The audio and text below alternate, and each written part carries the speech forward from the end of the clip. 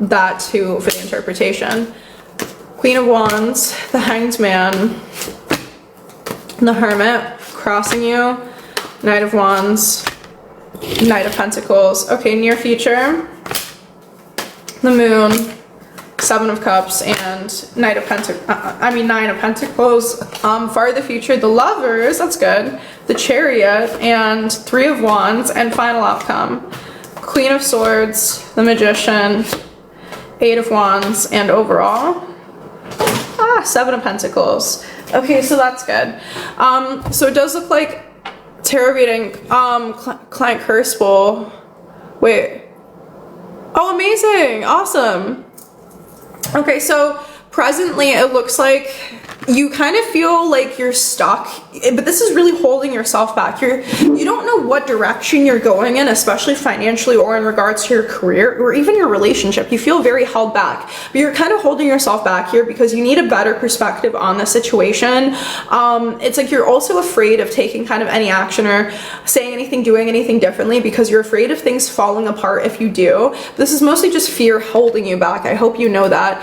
What's crossing you right now is like, you're not being direct enough with your communication, with your wants and your needs, or you're not being direct enough when you're applying for jobs or trying to move forward with your career as well. I'm saying that you really need to instigate more, that you need to like communicate more when it comes to especially getting a job and moving forward financially. You need to start going to apply more, going out more. Days to weeks from now, within the next, I would say 7 days to 9 weeks, I see a surprise opportunity emerging with someone from your past, seemingly out of the blue. You're not going to trust this opportunity at first, probably because you don't trust the person not too well, you don't know them too well. This is going to be an opportunity to make money. And it's not going to be very clear what it is at first. The Moon, illusions, deceptions, things not quite being what they seem, not even deceptions, but things that go a lot deeper than what they seem on the surface. But this is going to be something that you can help establish yourself long-term with financially, so I would take this opportunity. Farther future, some more weeks to months, I see specifically within the next 3 to 4 months, I'm seeing you move in with a lover, like a partner, someone you're very passionate with romantically. I'm seeing you move in with them, or at least travel long distance, somewhere across a great river or towards a great forked river, to and like with. But I'm seeing this specifically as moving, because that's been like your highest hopes, wishes, or dreams for a while. A seminar, yeah, I do teach on my Patreon, if you guys want to go check that. A specific moral framework, yes, I follow the 42 laws of Ma'at. It's a part of my religion. Tarot readings can sometimes change, but sometimes things are already set in stone from previously done actions, and a lot of people are unwilling to change their actions even after getting a reading. So your final outcome towards the end of the year, I'm actually seeing unexpected and sudden transformation, seemingly also out of the blue, but like you kind of were trying to get this transformation started several months before or close to the beginning of this year. This is close to the end of the year. It looks like you're going to be moving forward very quickly with financial plans, things you've been really laying the groundwork for, really planting the seeds for financially, like putting in a lot of hard work to grow something. So I'm seeing like some kind of personal business or venture, but it's also going to have a lot more rigid structure, which you'll already have established by them, some kind of authority with you. What Aphrodite wants to say about your social life, absolutely. You guys can also book privately with me one-on-one through my website. I do video calls. I do other things besides tarot reading as well. I do divination with the gods, with Aphrodite, lithomancy, so crystal scrying. I do these magic mirror readings with the goddess Hecate, so mirror scrying readings with Hecate. I do lacanomancy with the dead and with the gods, dream interpretation from ancient texts like the Oneria Kritikon by Artemidorus and the Babylonian texts. I do Egyptian destiny birthday readings too, called hemerology. It is not the same thing as astrology. Hemerology is very different.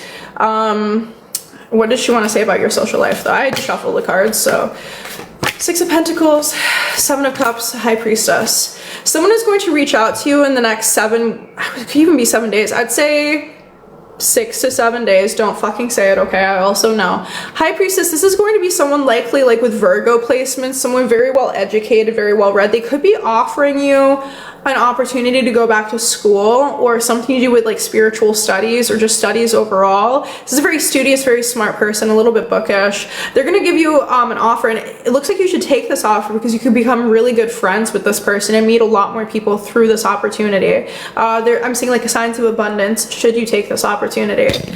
Does what have to do with blood? If you guys have any more questions for me, though, again, one card is 5, 3 through 15, full reading is 40.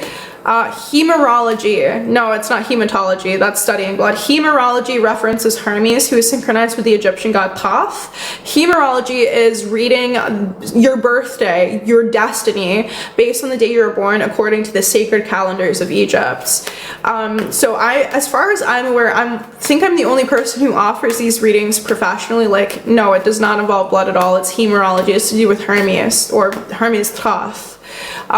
If you guys, numerology, I believe in Pythagorean numerology. Modern day numerology, like angel numbers, is not real. It's made up by some woman just a couple decades ago. She stole a lot of the stuff from Pythagorean numerology and really watered it down as well, like so much. Pythagorean numerology actually has magical formulas, like mathematical formulas. What is religion? At the core level, religion is really the belief in supernatural or divine powers, natural structures that surround us, that create life or control life in some way, the origin of life itself a lot of the time, or the universe itself. Religion is a way to try to define the existence around us at its very core. Do I have any traits that are manipulative or selfish? If there's any blind spots. Wheel of Fortune. King of Wands. No, the King of Wands can be, sometimes you speak without thinking or speak very like boldly or nicely about yourself. It could come off arrogant to some people, but I'm not seeing this in a really negative way, no.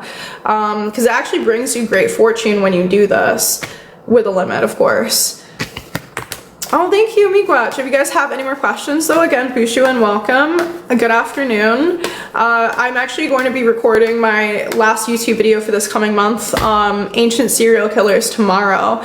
It's so interesting. I studied anthropology and archaeology in college, specifically classical literature and history, comparative religions, mythology and folklore. I also studied forensic anthropology a little bit, including osteology, or the study of the human anatomy, skeletons. I actually got to touch human bones in college. I got to study like old skulls, which is very interesting. I have several altars around my home. Yes, there's one right next to me. If you guys would like a reading, Lilith for rituals. I've never worked with her for rituals before. These are paid readings, guys. I've been reading professionally for 10 years. I'm practicing magic for 19 years. I'm also a historian that specializes in teaching history of the occult and ritual magic. My book on magic is almost published. If you guys are interested in reading that book, most of the chapters are available on my Patreon currently. The first draft should finally be finished this month after 6 years of writing it and 10 years of research.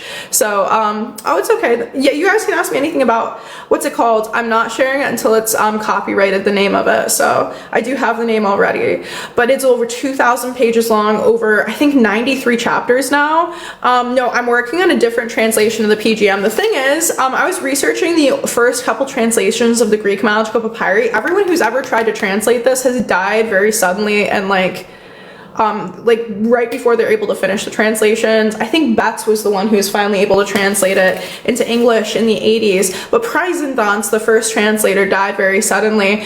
His students had to continue his work and they died, and then I believe it was Hans Theodor Betts who picks it up again after that, and I believe he also died. Yes, World War I and World War II, yes. Yeah, see, I think it was cursed. See, the thing is, the Greek magical papyri was said to have been looted from a tomb. It was stolen from someone's grave, like by grave robbers. So it is likely there was like a curse on it because it was stolen from someone's tomb, probably. I mean, it's a book of magic, so makes sense. It was said that Albert Anastasi, which might have been a fake name, this French guy that was in Egypt at the time, he claimed to have bought it from grave robbers in the old markets of Cairo.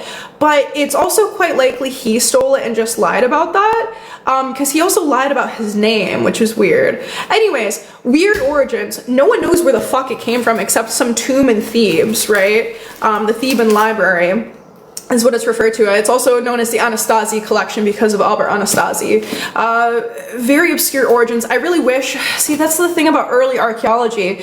It was more tomb robbing before it became a scientific like field of study, right? So these early discoveries, they didn't really talk about where like we call it in situ in archaeology, right? In situation. When an artifact is found, we have to write down specifically how it is found, where, the exact date, location.